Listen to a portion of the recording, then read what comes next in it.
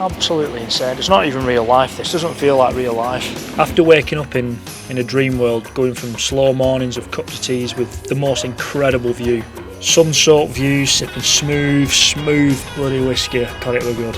Feeling like a true American for a week, exploring Florida, spotting so many dolphins I lost count, surrounded by the bluest, clearest water, and watching them flashy cars cruise past on South Beach like it were a movie scene, to be honest. Like I've stepped straight into the map of GTA.